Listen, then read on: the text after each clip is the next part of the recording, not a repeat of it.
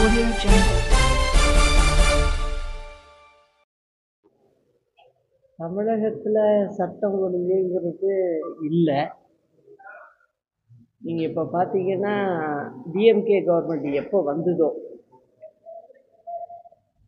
அந்த நாள்லேருந்து இன்னைக்கு வரைக்குமே நான் பார்த்துக்கிட்டு இருக்கேன். எங்கே பார்த்தாலும் போதை கலாச்சாரம், வெட்டுக்குத்து, வீடுங்களில் பட்டப்பகல்லையே கொலை நடக்குது. இது தொடர்ந்து நடந்துக்கிட்டு இருக்கு. நம்ம தமிழ்நாடு போலீஸை எனக்கு குறை சொல்ல முடியல. ஏன்னா அவங்க நல்ல வேலை செய்யக்கூடியவங்க தான். ஆனால் சரியான ஆட்களை மாவட்டங்களுக்கு போஸ்டிங் போடுறதில்ல. இந்த திமுக அரசாங்கம் ஒருதலை பட்சமாக அவங்களுக்கு வேண்டியவங்க, மந்திரிகளுக்கு வேண்டியவங்க அப்படின்னு போடுறதுனால தான் இந்த பிரச்சனை தலை தூக்கி இருக்கு. குறிப்பாக பார்த்தீங்கன்னா தென் மாவட்டங்கள்ல எல்லாம் பார்த்தீங்கன்னா, இப்போ மதுரையில் ஒரு 10 மாதத்துக்குள்ள 36 கொலை நடந்திருக்கு. திருநெல்வேலியில் பார்த்தீங்கன்னா இந்த 10 மாதத்துக்குள்ள 35 கொலை நடந்திருக்கு. சிவகங்கையில் 20 கொலை நடந்திருக்கு. தென்காசியில் 5 கொலை நடந்திருக்கு. தூத்துக்குடி மாவட்டத்தில் 47 கொலை நடந்திருக்கு. இது எல்லாமே 10 மாதத்துக்குள்ள நடந்திருக்கு. அப்போது லா அண்ட் ஆர்டர் எப்படி இருக்குங்கிறத பார்த்துங்க. ஒரு ஸ்கூல் வரைக்கும், அதாவது 10th 11th படிக்கிற பிள்ளைங்க இருக்கிற இடத்துக்கு கூட போதைப்பொருள் சர்வ சாதாரணமாக கிடைக்குது. இதுக்கு என்ன காரணம்? அரசாங்கத்தில் நடத்துகிறவங்க யார்? திமுக. அவங்களுடைய கண் அசைவு இல்லாமல் போதைப்பொருள் இந்த அளவுக்கு புழக்கம் வர்றதுக்கு வேலையே இல்லை. அதனால் இந்த திமுக அரசாங்கம் போனாதான் தமிழ்நாட்டு மக்களுக்கு ஒரு விடிவு காலமே வரும் அப்படிங்கிறத சொல்லிக்கிறேன். இன்னைக்கு நீங்க 3 பேரும் சேர்ந்து டிடிவி, ஓபிஎஸ், 3 பேரும் சேர்ந்து போயிருக்காங்க தேவர் ஜெயந்திக்கு எப்போதுமே எல்லாருக்கும் டைம் கொடுப்பாங்க. எல்லாருமே வருஷம் வருஷம் போயிட்டு தானே இருக்கும். இல்லை, என்ன பண்ண போறீங்க மேம்? இப்போ உங்க அடுத்த நகர்வு என்ன? அதிமுக நிச்சயமா செய்வேன். நான் தான் தொடர்ந்து சொல்லிட்டு இருக்கேன்ல. அதனால சர்ப்ரைஸா எல்லாமே நடக்கும். இல்லை, எடப்பாடி பழனிசாமி என்ன சொல்றாங்கன்னா, இவங்கெல்லாம் சேர்ந்து ஒன்றும் பண்ண போறது இல்லை, இவங்கெல்லாம் துரோகிகள், இவ்வளவு நாள் குழி பறிச்சுட்டு இருந்தாங்க, இவங்களால தான் அதிமுக ஆட்சிக்கு வர முடியாம போச்சு அப்படின்னு எடப்பாடி. இல்ல, இப்ப ஆட்சிக்கு நான் கொண்டு வருவேன்னு சொல்றேன். அதை பாருங்களேன், வெயிட் அண்ட் சி. பாருங்க எப்படி மேம்? எப்படியா? தேர்தல் தான் அதுக்கு முடிவு. நீங்க கட்சி ஆரம்பிச்சீங்களா? நான் என்ன பண்றேங்கிறத பொறுத்து இருந்து பாருங்க. ஆமா, நகராட்சித்துறையில சுமார் 850 கோடி ரூபாய் ஊழல் அந்த இது அமலாக்கத்துறை விசாரணை வேற போகுது. அமலாக்கத்துறை விசாரணை போயிட்டு இருக்கு. டிஜிபிக்கு கூட லெட்டர் கொடுத்ததா சொல்லியிருக்காங்க. ஒரு இன்வெஸ்டிகேஷன் நடந்துக்கிட்டு இருக்கு. அதனால அது உண்மை இருக்குன்னாக்க அது வெளில வந்தா. மேடம், குறிப்பா 4 வருஷமா நாங்க ஒண்ணு சேருவோம், ஒன்றிணைப்போம் அப்படிதான் பேசுறாங்க. ஆனா இப்ப வரையும் அவங்களாலே ஒண்ணா இருக்க முடியல. குறிப்பா சசிகலா அவர்களோட சேர முடியல. ஓபிஎஸ் அவர்கள் நீங்க கவலையே படாதீங்கன்ற. உங்களுக்கு ஏன் அது அந்த இல்ல, தொண்டர்களுக்காக தானே நான் எல்லாமே பண்ணிக்கிட்டு இருக்கேன். அதனால நான் சக்சஸ்ஃபுல்லா பண்ணேன். பல்கலைக்கழகங்கள் இன்னும் துணைவேந்தர் நியமனம் செய்யப்படாது. இல்ல, மொத்தம் 22 பல்கலைக்கழகம் இருக்கு மொத்தம் தமிழ்நாட்டில். அதில் 14 வேக்கண்டாக இருக்கு. 14 இதில் துணைவேந்தர்கள் இல்லை. அதெல்லாம் ப்ரெஸ் கேட்க மாட்டீங்களா? முதல்வர் எல்லாம் பார்க்கும்போது கேட்கணுமே. ஏன்னா பிள்ளைகள்லாம் படிக்கிற இடம் அது. பல்கலைக்கழகத்துக்கு ஒரு ஹெட்டு வேணும்ல.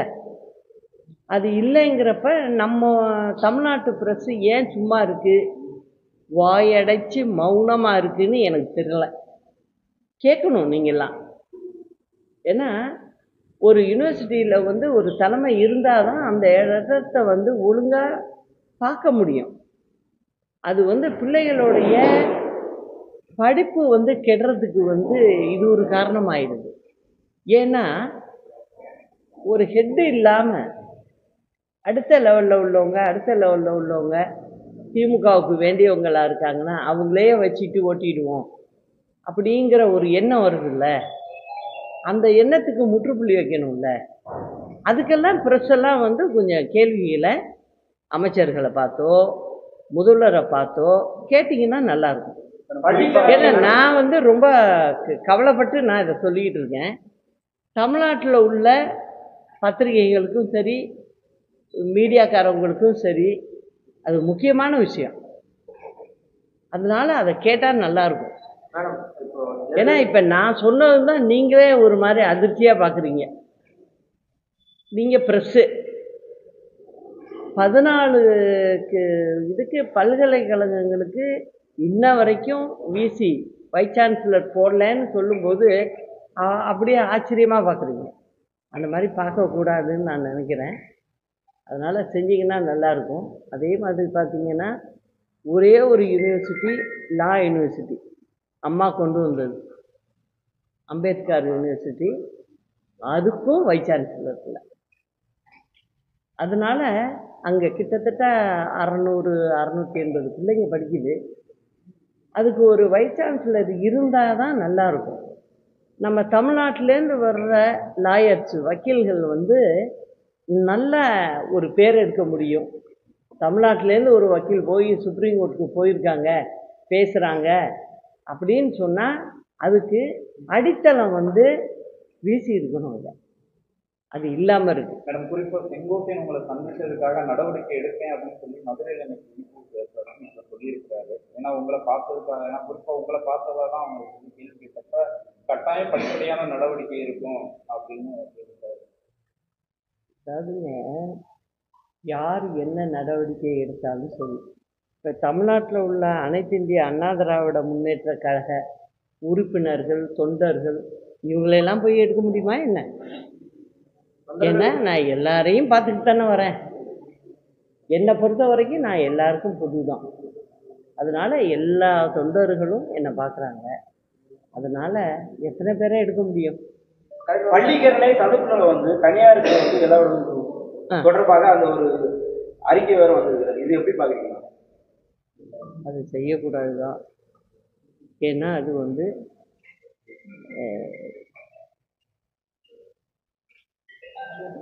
தீர்ப்பாயமே சொல்லியிருக்கு. அதை வந்து யாரும் எதுவும் டச் பண்ணக்கூடாது அப்படின்னு சொல்லியிருக்காங்க. கிட்டத்தட்ட 698 ஹெக்டேர் இருக்குது. அதில் அதை சுற்றி ஒரு கிலோமீட்டர் வரைக்குமே எந்த கட்டடங்களும் இருக்கக்கூடாது. இப்போ சென்னையில் வந்து இந்த அளவுக்கு ஒரு சின்ன மழை பெஞ்சால் கூட அந்த தண்ணி போகிறதுக்கு வழி இல்லாமல் இருக்குது. அந்த காப்பு காடுங்கிறது வந்து மஸ்ட்டு இருக்கணும். அதில் போய் கொடுத்துருக்காங்க அப்படிங்கும்போது அது தவறு தான். அதை வந்து முதலமைச்சர் வந்து கேன்சல் பண்ணால் நல்லது. ஏன்னா இது வந்து பொதுமக்களுக்கும், இப்போ சென்னையில் வந்து ஜனத்தொகையை பார்த்திங்கன்னா ரொம்ப அதிகம். அப்படி இருக்கும்போது அந்த காப்பு காடுங்கிறத வந்து நம்ம வந்து ரீட்டைன் பண்ணி ஆகணும். அந்த சமூக பொறுப்பு ஆட்சியாளருக்கு இருக்கணுங்கிறத நான் சொல்லிக்கிறேன். எடப்பாடி நீங்க பேசல, துரோகிகள் இருந்து கட்சியை மீண்டும் இவர் வெற்றி போகிறாரு. அவர் யாரும் துரோகிக்கிறாரு? அது எங்க அடிமட்ட தொண்டர்கள்ட்ட போய் கேட்டீங்கன்னா கரெக்டா சொல்லுவாங்க. ஒரு காலத்துல அதிமுக தனிப்பெரும்பான்மையோட இருந்து கூட்டணி இல்லாம வெற்றி பெறக்கூடிய நிலையில இருந்தது. இன்னைக்கு வந்து நேற்று கட்சி தொடங்கினவங்க எல்லாம் பிள்ளையார் சொல்லி போட்டுருக்கோம், கூட்டணிக்கு வாங்க, நீங்க தான் பவன் கல்யாண் இப்படின்னா அதிமுக முன்னாள் அமைச்சர்கள் பேசுறாங்க. எடப்பாடியை நேரடியாக அழைச்சி விடுறாரு. இந்த நிலைமையை எப்படி பாக்குறீங்க அதிமுக? நான் வந்துங்க 87 டிசம்பர் 25 தலைவருடைய மறைவிலேருந்து இந்த கட்சியை பார்த்துக்கிட்டு இருக்கேன். இதே போல் அப்போ பேசினவங்களையும் நான் பார்த்துக்கிட்டு தான் இருந்திருக்கிறேன். அதுக்கப்புறம் எத்தனை ஆண்டு ஆட்சியில் இருந்திருக்கோம் நாங்கள், அதே நிலை திரும்பும். அதிமுகவை பொறுத்த வரைக்கும் இது வந்து 2வது முறை இந்த பிரச்சனை வந்திருக்கு. இதுவும் சுமூகமாக தீர்க்கப்படும். இந்த வாக்காளர் பற்றி சிறப்பு திருத்தத்துக்கு வந்து அதிமுக அவங்கெல்லாம் ஆதரவு தெரிவிக்கிறாங்க. உங்களுடைய நிலைப்பாடு என்னவா இருக்கு? ஏன்னா குறிப்பாக அதில் பல விஷயங்கள் சொல்றாங்க.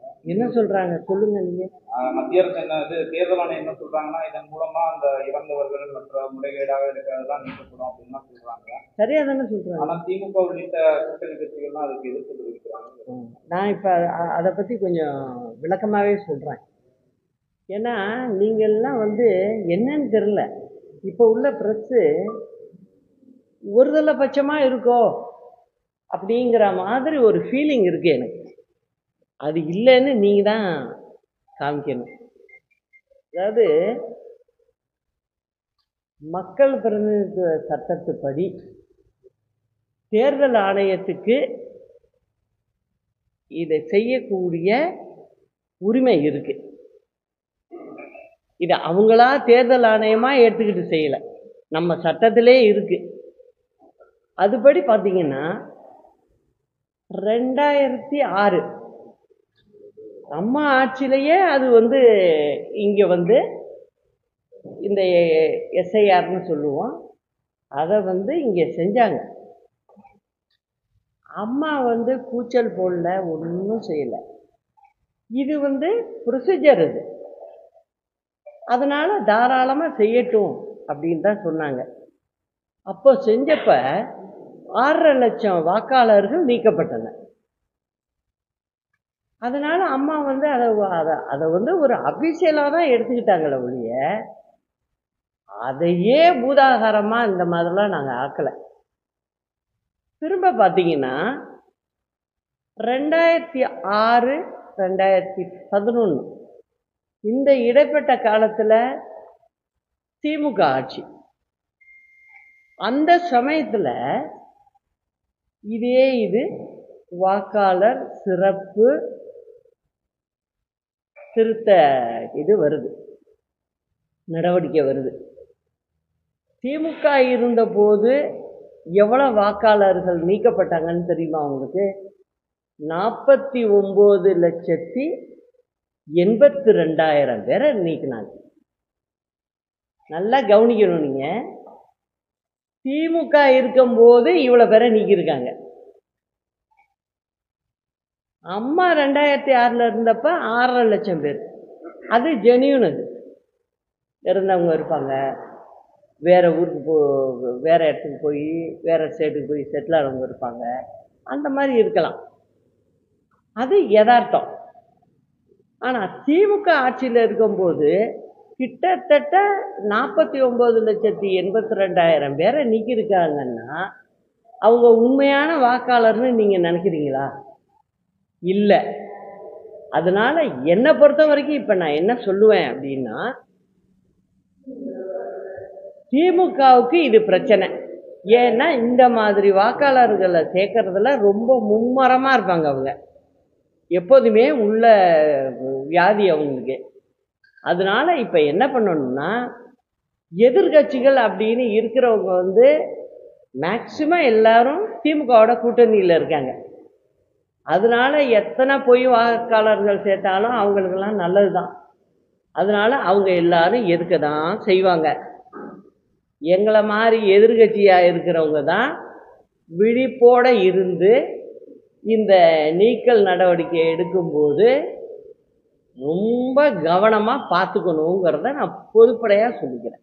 இதுதான் அதிமுகவோட ஒருங்கிணைவு இன்னையிலிருந்து ஸ்டார்ட் ஆகுது நம்ம எடுத்துக்கலாம். முன்னாடி சொல்லிட்டு எல்லாரும் தேர்தல் நினைவு நாள்ல ஜெயிலி நாள்ல இருந்து தாராளமாக உங்களுக்கு இப்போ கொஞ்சம் தெரிஞ்சிருக்கு, அதனால் நீங்கள் எடுத்துக்கலாம். என்னை பொறுத்த வரைக்கும் நான் முதலே ஸ்டார்ட் பண்ணிட்டேன். இன்னைக்கு வெளிப்படையாக நீங்கள் வந்து 2 பேர் பக்கத்தில் இருக்கையில பார்த்துருக்கீங்க, அதனால அப்படியே கூட நீங்கள் எடுத்துக்கலாம். ஜெயலலிதா மேடம் மறைவுக்கு பிறகு நீங்க அவங்க சமாதியிலிருந்து ஒரு சபதம் ஏற்பீங்க. அதுக்கு பிறகு இதுவரைக்கும் சட்ட ரீதியாகவோ கட்சி ரீதியாகவோ உங்களுக்கான அதிகாரத்தை கைப்பற்ற மறுபடியும் இன்னைக்கு ஒரு சபதம் ஏற்றிருக்காரு ஓபிஎஸ். ஒன்றிணைந்து தேர்தல் சந்திப்போம். நான் ஒரே சொல்லிட்டேன், நீங்கள் எந்த ப்ரெஸ்ஸு? நியூஸ் 18. நியூஸ் 18. சரி சரி சரி, ஓகே. அதாவது நான் திரும்ப சொல்கிறேன் தம்பி, அரசியலில் வந்து எடுத்தோம் கவுத்தோன்னு செய்கிற பழக்கம் எனக்கு இல்லை. அதை நல்லா புரிஞ்சுக்கணும். 87லேருந்து நீங்கள் சின்ன பையன், தெரிஞ்சிருக்க வாய்ப்பு இல்லை. அப்போ பிறந்தீங்களோ இல்லையோ தெரில, அதனால தான் பேசிக்கிட்டு இருக்கீங்க. அதனால் என்னை பற்றி சீனியராக உள்ளவங்களுக்கெல்லாம் நிச்சயம் தெரிஞ்சிருக்கும். எப்படி டீல் பண்ணுவேன், எப்படி செய்வேன் அப்படின்னு தெரியும். அதனால சொல்கிறேன், உங்கள் மாதிரி சின்ன பிள்ளைங்களாம் என்ன பண்ணுங்கள், கொஞ்சம் வெயிட் பண்ணியே பாருங்கள், நீங்களும் இந்த மெத்தடை கற்றுக்கலாம். ஒரே ஒரு கேள்விங்களா, நீங்க உங்க வயசுக்கு எந்த பிரச்சனைனாலும் நேரடியாக போய் கலெக்டர் என்று சந்திக்கிறீங்க.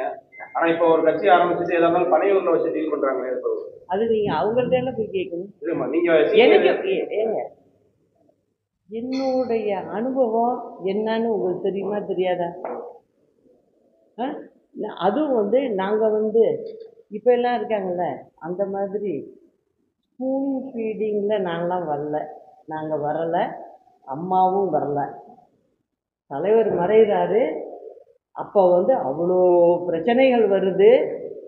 அம்மாவை கேபினெட்டில் இருந்தவங்க அத்தனை பேரும் இருக்கிறாங்க. கட்சி 2ஆ போகுது, 2 சின்னத்தில் போட்டிடுறோம், வெற்றி பெறுறோம். அம்மா எதிர்கட்சி தலைவர் ஆகுறாங்க, திரும்ப கட்சி ஒன்றா இணையுது. அதை செஞ்சதும் நான் தான். அதுக்கு பிறகு அதிமுக ஆட்சிக்கு வருது. யார் எங்களை எதிர்த்தாங்களோ அவங்கள, அதுவும் பர்சனலாக அம்மாவை திட்டுனவங்களை கூட ஸ்பீக்கராக்கணும், மந்திரியாக்கணும். இதெல்லாம் பார்த்துக்கிட்டு இருந்ததுனால என்னோடைய மூவ் அது தனியாக தான் இருக்கும். ஆனால் சக்ஸஸில் தான் முடியும். நிகழ்வுகளை உடன் செய்திகள் அறிய R News தமிழ் யூடியூப் சேனலை சப்ஸ்கிரைப் செய்யவும், லைக் மற்றும் கமெண்ட் ஷேர் செய்யவும்.